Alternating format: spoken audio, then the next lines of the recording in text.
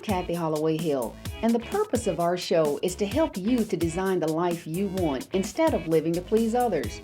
Are you reluctant to get out of bed each morning, having to face the same old life with the same old problems, reliving your past, having to face the consequences of your poor choices? Maybe you've tried to accomplish a goal and fell short. Well, if you'll join us each week, I am committed to providing you with the information that will lead to your transformation. Regardless of your age, situation, or your past, it's never too late to own your identity, your choices, and your life. And in return, you will see those trials turn into triumphs. So if you're ready to leave the past behind, then climb aboard and let's start living by design right now. Hi, and welcome to Living by Design. I am Kathy Holloway Hill, and I am extremely excited about our show today. We live in a very competitive world, and we all want our brains to be better, faster, and smarter. And that's exactly what happens right here at Learning RX. And we're here today with Miss Lynn McCauley, who is the owner and executive director. How are you doing today, Lynn? Excellent, Kathleen. Thank you for having me on. Oh, I'm very, very happy you agreed to talk to us today. Now, Learning RX, already, I just love the title. Because that means that this is the right prescription for learning. Now, we talked a little bit before we started filming, and we was talking about how powerful the brain is. It's the most robust muscle that we have in our body. So just talk a little bit about Learning RX and the brain and what you guys do here to help individuals with their learning objectives. Sure. Well, Learning RX is a cognitive training facility. We really work on how the brain learns and approaches learning. People will often confuse us with tutoring because learning is in our name.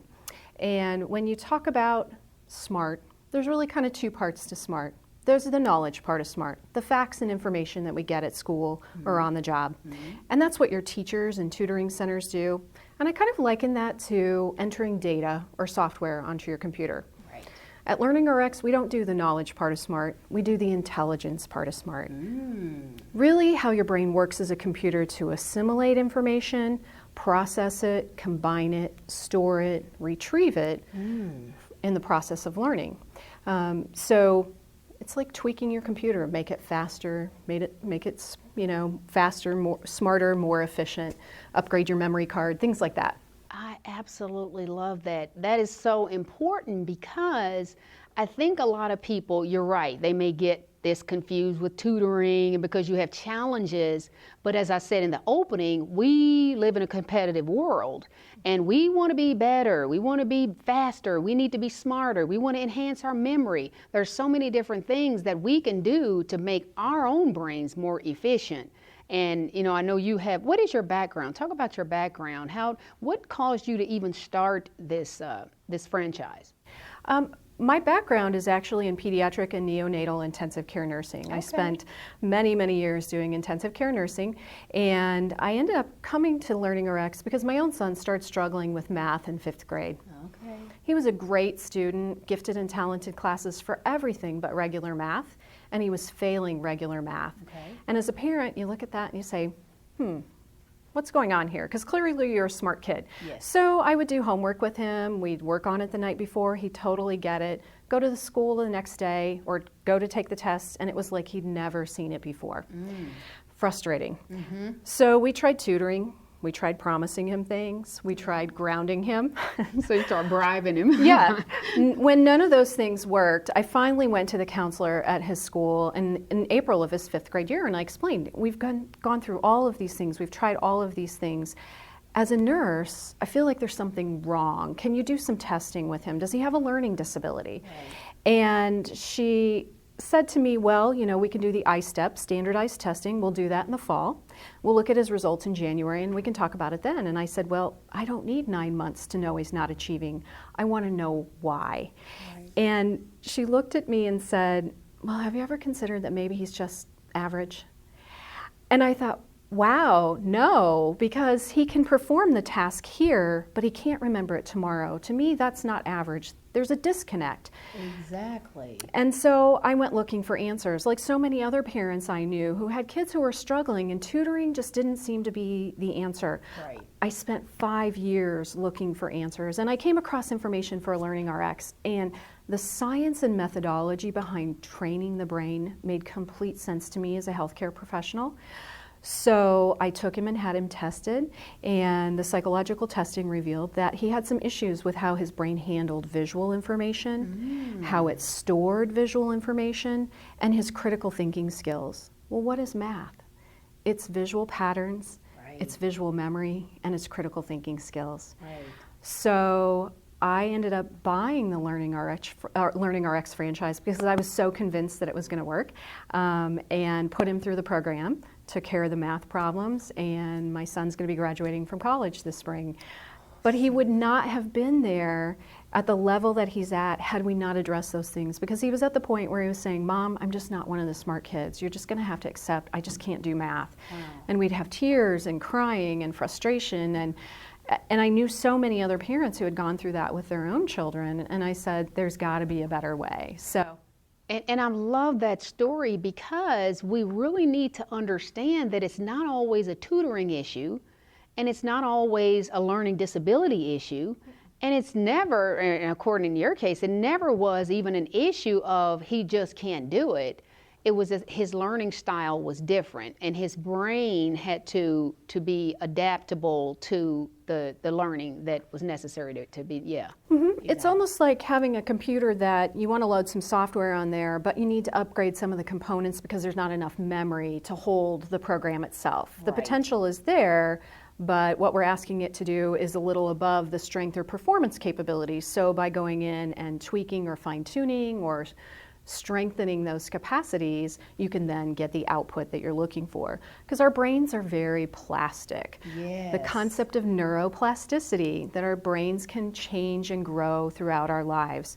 Right. Birth to adolescence is the most rapid period of brain growth and connectivity.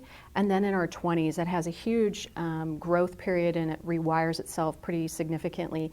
But all throughout our lives, our brains have an ability to grow and change well into our 70s and 80s. So you can teach an old dog new tricks. Absolutely. You can come along and tweak your learning performance and efficiency.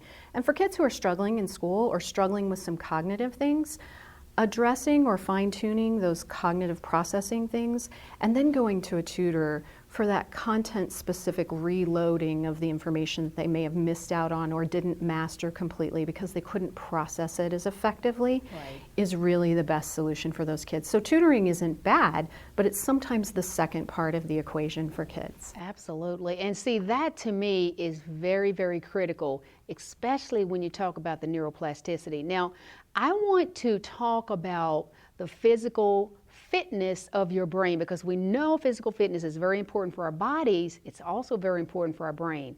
So when we come back from break, I really want to dive more into that. Stay tuned for more of Living by Design. We'll be right back. When we were kids, we were told we could be anything we wanted to be when we grew up. But as we got older, we hit roadblocks. Things that once seemed fun started to seem impossible. But somewhere along the way, we found someone who believed in us, who challenged us, who pushed us farther than we ever thought possible. And eventually, we start to believe that we can be anything we want to be when we grow up. Learning RX, serious brain training for serious results. We're back, and before the break, we talked about the physical aspect of the brain and the neuroplasticity and how important it is to make sure that your brain is physically fit. So, Lynn, let's just talk a little bit more about that. Now, I know it's very important that we exercise our brain and we keep our brains in that state of being in a healthy manner. Talk a little bit more about how important that is and how the neuroplasticity of the brain can continue on and on and on throughout our lives. Absolutely. If you think about your brain as a muscle, it's the command and control center for everything that we do in our lives. Yes. And we all spend a lot of time exercising and eating right and doing a variety of things to keep our physical bodies healthy. But how much do we really do to optimize our mental performance? We kind of take it for granted. That's right. Until it's not working the way we want it to.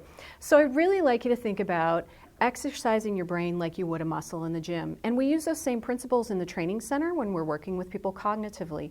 We're going to start you out at a lightweight or an easy task, and we're going to do a lot of repetitions until it's easy for you. And then we're going to increase the complexity or the weight that you're carrying mentally through mental activities or distractions and things like that, and practice that at that level until you can do it automatically. So like in the gym, increasing complexity and intensity. Right.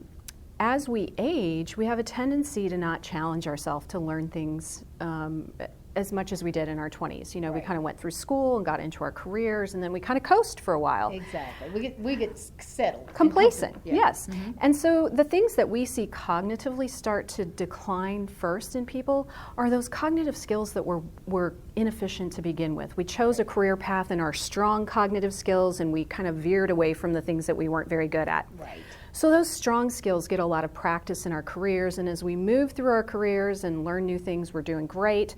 And then as we approach retirement or we retire and we're not challenging ourselves to learn new and different things, then our strong skills really start to decline as well. That's so true. So new and novel grows the brain. Challenging yourself to take a new language or dancing, exercise. Research shows that exercise helps keep your brain healthy and growing. Just even challenging yourself to start putting on your makeup with your non-dominant hand Exactly. can start to grow new pathways in your brain. So it's as easy as that. And I have lots of people talk to me about, well, I do crosswords every day, or I do a Sudoku. That's great, but if it's easy for you, Right. that's like maintenance exercise. Right. The thing that you really need to be focusing on are those activities that you don't like, that are hard for you. That's where you're going to get the most bang for your buck cognitively, because that's where your weaker skills are. And so if you want to maintain your cognitive reserve or maintain your mental fitness as you age, challenging yourself in those areas that are hard or the things that you don't like to do are where you're going to get the most benefit. Now, that is extremely key, because being a life coach, I work with so many people and I talk about changing, life changes, how if you want to accomplish your goal, then you're going to have to commit to doing something different. If you want something new, you have to do something different. And so now you're coming at it from a clinical perspective, cognitive perspective, and it all matches, it just all fits, and I'm just so excited about that. What are some of the programs that you have here that actually help an individual to get their brain in a better fitness position?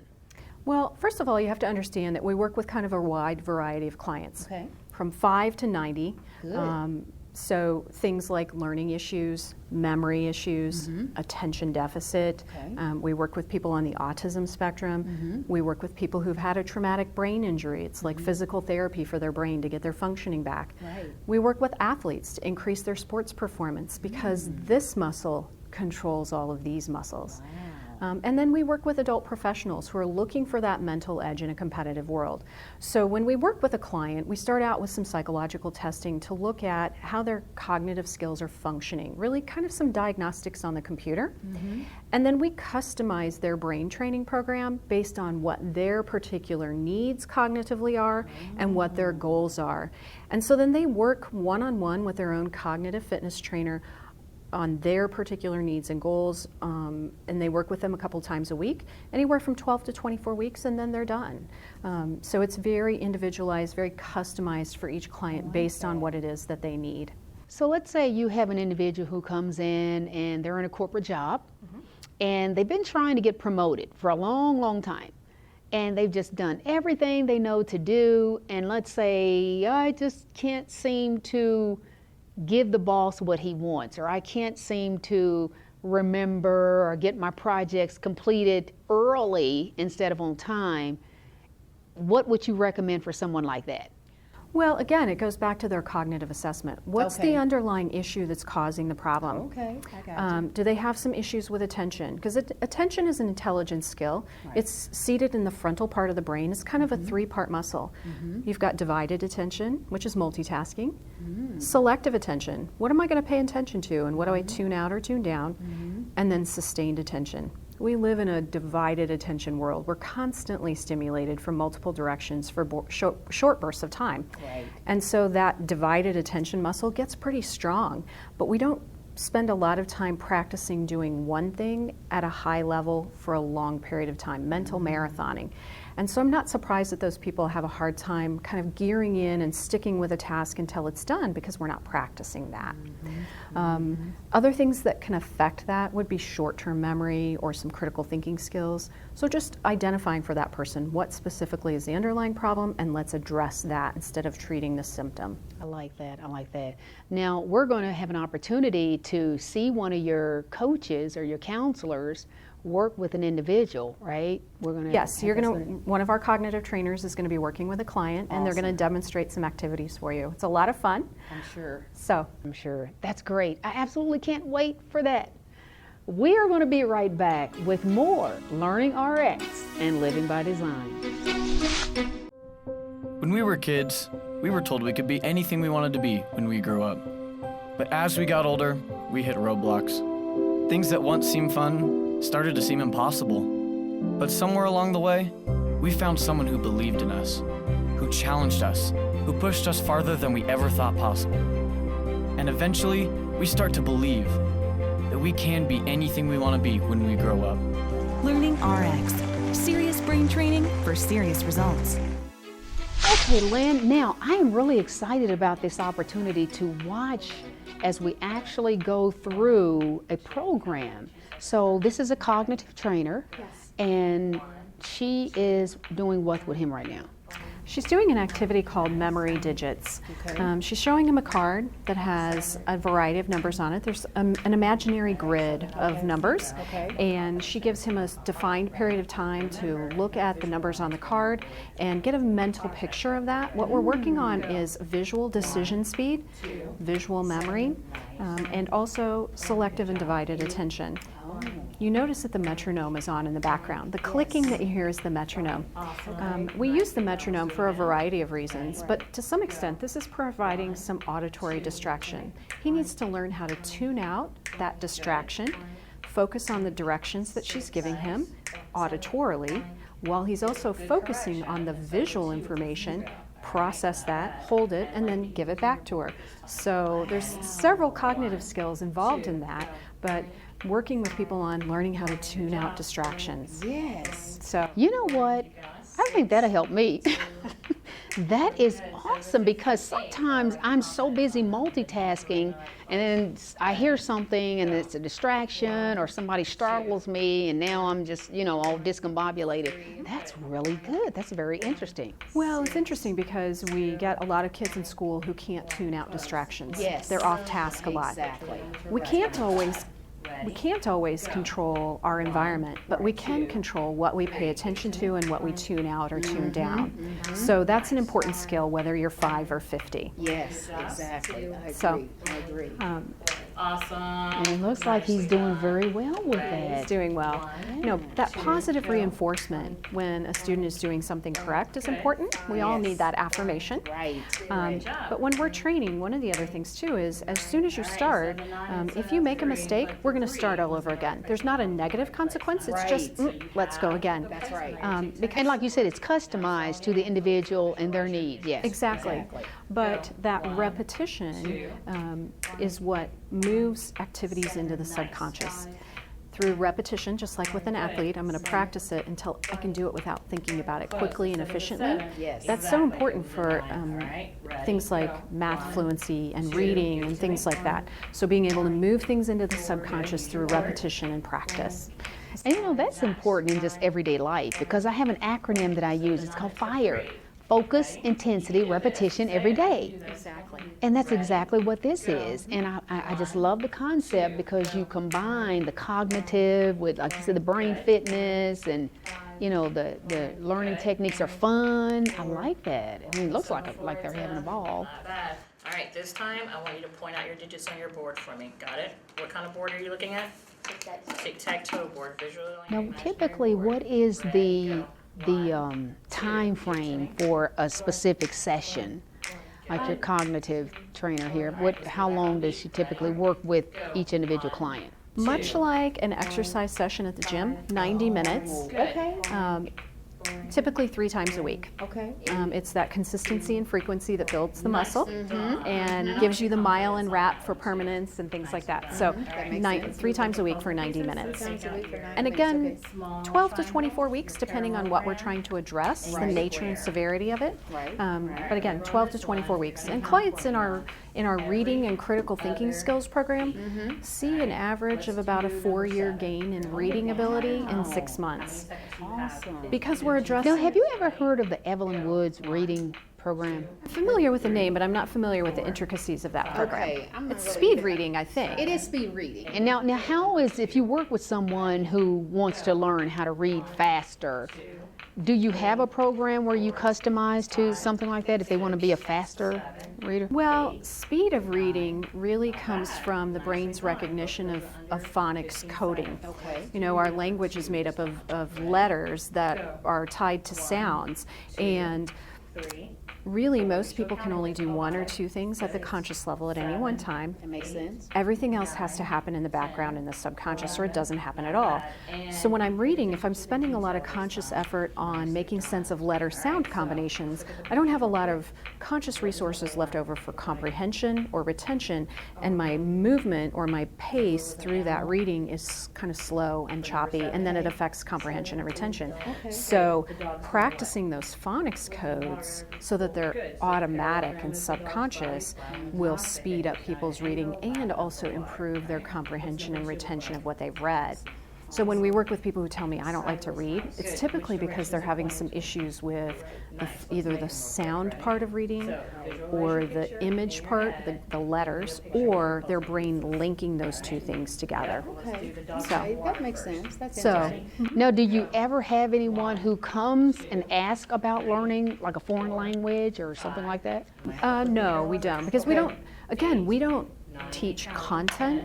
We're the ones who are going to optimize how your brain works on learning. We're fun. Once you optimize that, they can learn whatever they want. Exactly. I'm not loading data. Right. I'm upgrading the computer. Oh, I love that. I'm not loading data, we're upgrading the computer. Awesome. I'm going to send you to a teacher or a tutor for that content component. Yes.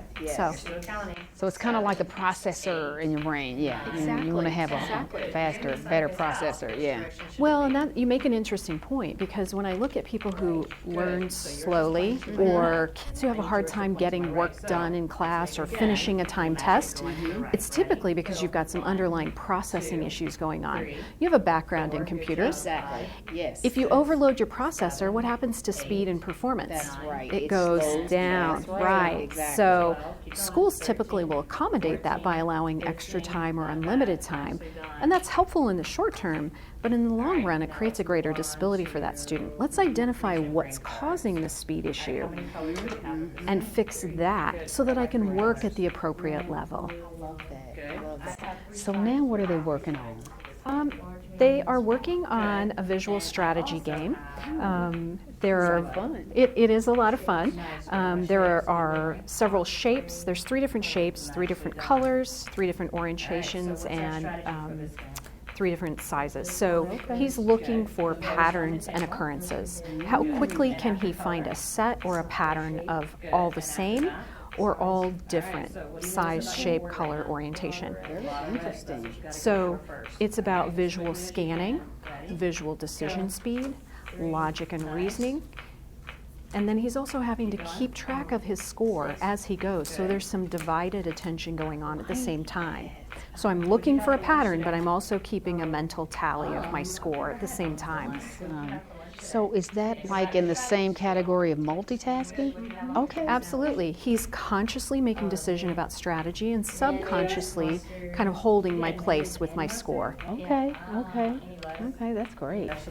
She's also intentionally No? Good, nice. distracting him by having other conversation. How many times are you maybe in a meeting and someone's talking and you're having to think about, how do I organize this information? What does this mean? And then, you're getting a buzz that you've got a text message or something going on. Being able to shift those resources up and down, I'm consciously paying attention to this, I'm subconsciously doing that. Those kinds of things will affect your work performance as well. Exactly. Yeah. This has been so enlightening. This has really brought a lot of awareness, and I am so thankful to you, Lynn. Oh, thank you for coming. We yes, love to have visitors. Yes, absolutely, to explain all of this information that can help our community, because I know there are so many people out there who need this and more. We could all benefit from a faster, smarter, more efficient brain. Yes, absolutely. I love that. Better, faster, smarter. Yes, absolutely.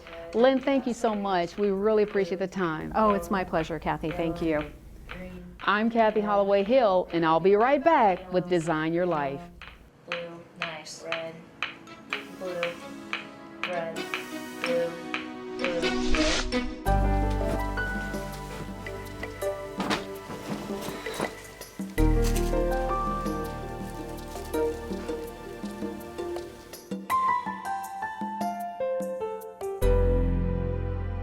Next time on Living by Design. Hello, I'm Kathy Holloway Hill, and welcome to another empowering episode of the Living by Design show. This is a very heart-touching story. Back on My Feet is a nonprofit. We're actually nationally based out of Philadelphia, and there's 11 chapters in the United States.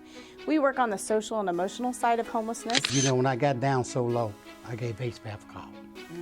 And it just so happened that they had a wonderful program. We provide not only housing, but a wide range of services, clothing, food, basic needs. Don't miss Living by Design, Sundays at 6 p.m. on WHMB TV 40.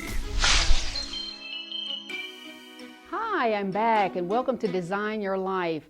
I have a question that I am going to be addressing this week, and I have heard this question from so many of you. I'm not going to even bother to give a name, because everyone who asks this question, this answer is for you. How do I overcome procrastination? Well, first of all, let me ask you a question. How badly do you want it? The important thing about procrastinating is that you have to be committed to whatever it is you're trying to accomplish. If it's a goal that you're procrastinating about, how badly do you want it? If it's a task that you're procrastinating about, maybe it's too big of a task that you're trying to take on. So try to chop it up into small little chunks that are manageable. Because sometimes when a goal is too large or when a task is too large, it's intimidating. And then the fear kicks in. So make sure that it's something that you are looking at as a SMART goal, specific, measurable, attainable, realistic, and there's a timeline attached to it. So when you put yourself on a timetable and you just take little pieces at a time, then you won't have to be so intimidated and so overwhelmed with everything that you have to do with the task. And also, please keep in mind, I talk about this on every single one of my shows, as well as my radio show. Watch your self-talk. Don't tell yourself negative things. You have to talk in a positive way to yourself. I can do this. Visualize that it's already been done. Thank you very much. I am so happy that you joined us for this episode of Living by Design. I'm Kathy Holloway Hill, and we'll see you next week.